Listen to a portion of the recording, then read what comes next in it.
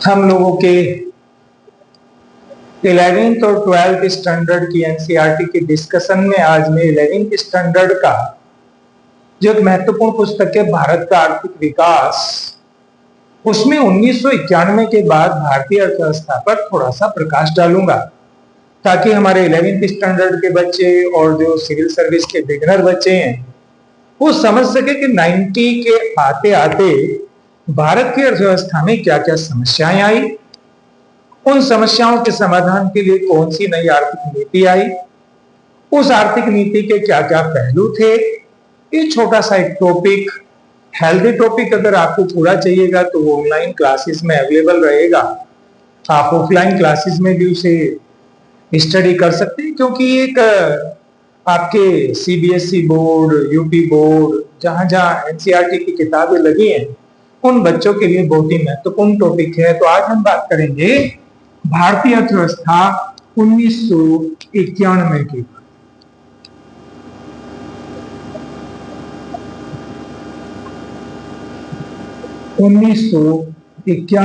बात सबसे पहले आपको 1991 की आर्थिक समस्या के बारे में समझना पड़ेगा विद्यार्थियों। जब हम लोगों ने आर्थिक विकास शुरू किया 1947 में, हमारे पास एक पिछड़ी हुई अर्थव्यवस्था थी। जैसा कि आपने ब्रिटिश कालीन अर्थव्यवस्था को देखा, कृषि क्षेत्र, औद्योगिक क्षेत्र, सेवा क्षेत्र, हमारे सभी क्षेत्र पिछड़े हुए थे। इन पिछड़ी हुई अर्थव्यवस्था में यद्यपि सरकार ने अथक प्रयास किया, पंचवर्षीय योजनाएं प्रारंभ करी, 1950 में योजना आयोग का गठन किया, 1951 से लेकर पहली पंचवर्षीय योजना लागू करी और 1990 तक आते आते हमने 7 पंचवर्षीय योजनाएं पूरी भी करी। विकास के नए प्रतिमान गठित किए। इन योजनाओं के अंतर्गत निर्धारित किए गए विभिन्न लक्ष्यों को हमने प्राप्त करने का प्रयास किया। चाहे पहली योजना में खाद्यान्नों की उत्पादकता बढ़ाने का मुद्दा हो, या दूसरे विश्व युद्ध से तबाह हुई अर्थव्यवस्था को पुनः संरचना का मुद्दा हो। द्वितीय औद्योगिक और दूसरी पंचवर्षीय योजना का जो मुख्य उद्देश्य चाहे औद्योगिकरण रहा हो, तीसरी में आर्थिक असमानता, चौथी में आर्थिक विकास और आर्थिक असमानता की बात की गई, पांचवी में गरीबी निवारण, छठी में आधुनिकीकरण और सातवीं में जो मुख्य उद्देश्य था उत्पादक रोजगार का जनन करना। और ये जो प्रक्रिया चली, हमारा ज्यादा से ज्यादा बल था तीव्र आर्थिक समृद्धि पर। पूरी रणनीति कुछ इस प्रकार की थी कि हम ज्यादा से ज्यादा ग्रोथ रेट जीडीपी की, सकल घरेलू उत्पाद की बढ़ा सके। अब आपके दिमाग में प्रश्न आएगा कि आखिर बार बार मैं टर्म यूज कर रहा हूं, सकल घरेलू उत्पाद कहते किसे? तो बच्चों ये भी समझना चाहिए, एक देश की all students who are appearing in civil service also they also think about that one.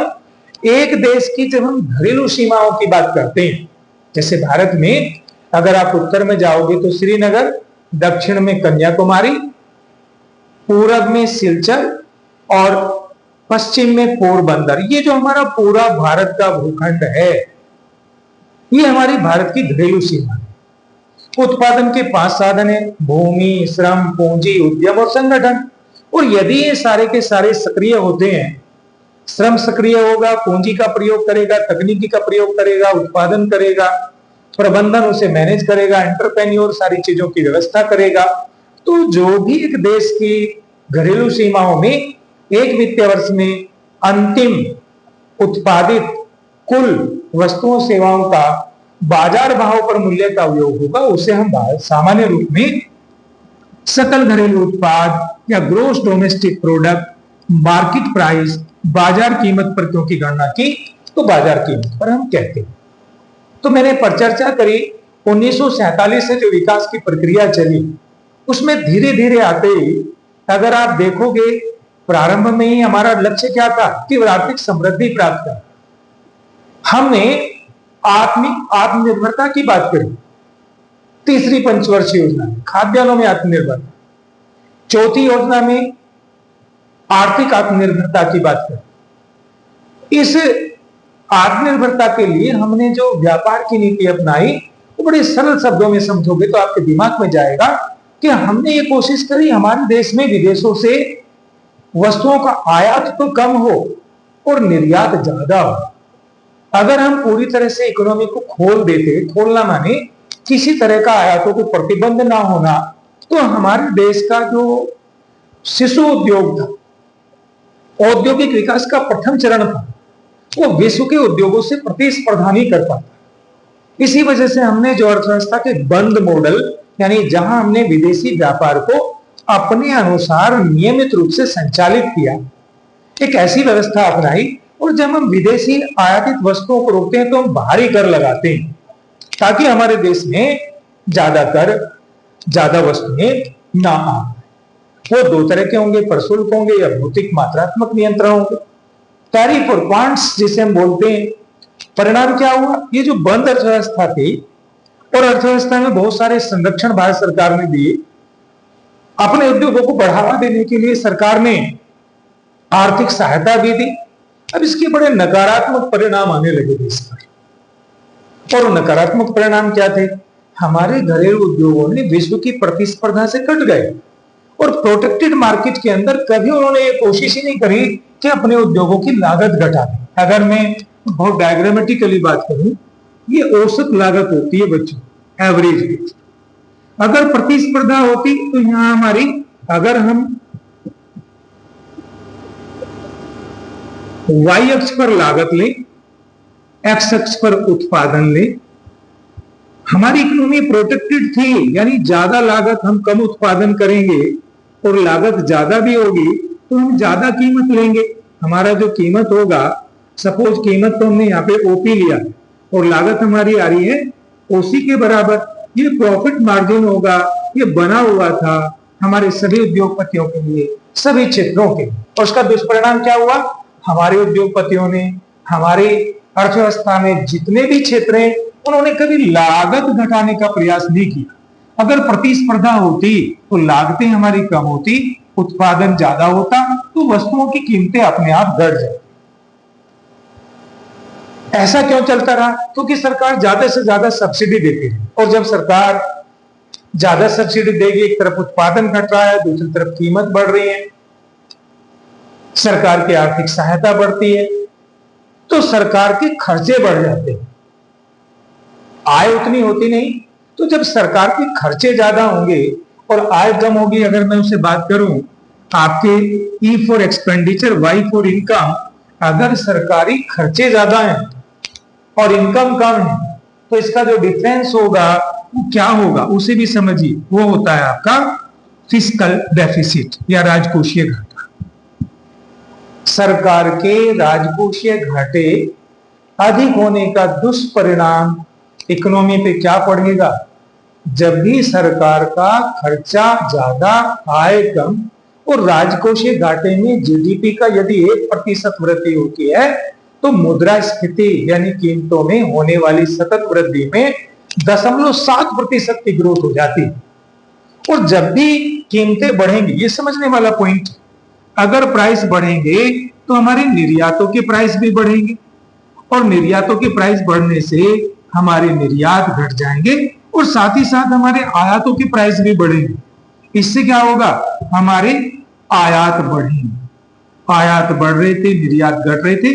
एक बहुत सरल भाषा में, जब हमारी वस्तुओं सेवाओं का निर्यात कम होता है, आयात ज्यादा होता है, तो ये हमारा घाटा बढ़ जाता है, जिसे हम चालू खाते का घाटा कहते हैं। यानी चालू खाते का घाटा भी बढ़ रहा है, राजकोषीय घाटा भी बढ़ रहा है, कीमत भी बढ़ रही है। तो ये अर्थव्यवस्था की मांग पक्ष की, डिमांड पक्ष की समस्याएं थी। यानी मांग हमारी तेजी से बढ़ रही थी और पूर्ति हमारी तेजी से घट रही थी। क्यों घट रही थी? इन सब कारणों की वजह से। तो अर्थव्यवस्था एक मक्कड़ जाल में फंस गई, जिसे 1991 की आर्थिक मंदी कहा, देश के अंदर आर्थिक समस्या कहा। तो बच्चों, आज मैंने एक छोटा सा टॉपिक डिस्कस किया कि 1991 के बाद की अर्थव्यवस्था का आधार स्तंभ क्या था, क्यों मंदी बढ़ रही थी, किस तरह की स्थिति आई, उसका विश्लेषण हमने कहा। कल मैं इस पर थोड़ा सा और चर्चा करूंगा। इसके समाधान के लिए भारत सरकार ने क्या क्या कदम उठाए, बस आपको केवल इतना समझना है कि मांग और पूर्ति पक्ष में इस पूरी अर्थव्यवस्था में क्या समस्याएं आई, जो 1991 की आर्थिक समस्या का कारण बनी। तो अगर मैं यहाँ पे लिखूं 1991 की आर्थिक समस्या,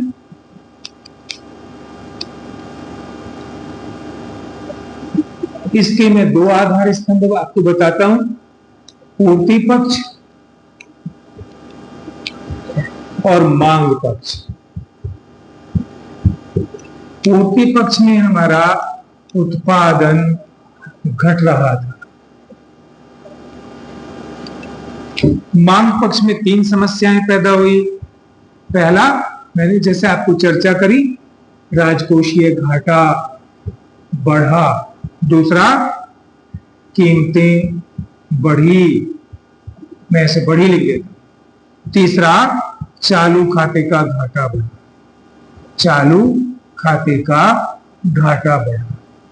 अगर थोड़ा सा दिमाग आप लगाओ, जब से ईरान, अमेरिका, इजराइल का मामला चला हुआ है, लड़ाई चल रही है, उधर यूक्रेन और रशिया की लड़ाई चल रही है, तो हमारे प्रधानमंत्री ने एक स्टेटमेंट दिया कि भाई पेट्रोल का कम कंजम्पशन करो, सोने की कम मांग करो, एडिबल ऑयल भी कम कंज्यूम करो। इन सब के पीछे जो लॉजिकल एस्पेक्ट है वो आपको समझना चाहिए। और वो लॉजिकल एस्पेक्ट क्या है कि भाई जो हमारा पैसा होता है विदेशी विनिमय, यानी डॉलर जो हमने निर्यात करके वस्तुएं या विदेशों से निवेश होकर हमारे पास आया है, वो हमारी जेब में ऐसा पैसा है जिससे हम वस्तुएं विदेशों से आयात कर सकते हैं।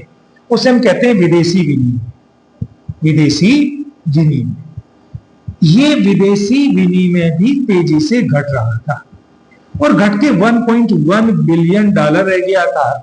यानी हम एक आर्थिक समस्या के जाल में फंस चुके थे। ये हमारी मांग और पूर्ति पक्ष की 1991 की समस्या थी। बच्चों, आपको ये समझ में आ गया होगा। कल मैं इससे आगे डिस्कस करूंगा। आपको ये वीडियो पसंद आ रहे हो तो इसे सब्सक्राइब भी करते रहिए और लाइक भी करते रहिए। कमेंट बॉक्स में कमेंट भी करिए, आपकी क्या क्या जरूरतें हैं, क्या क्या उसका सॉल्यूशन हो सकता है, हम उसे खोज के बताएंगे। आज के लेक्चर में बस इतना ही। धन्यवाद।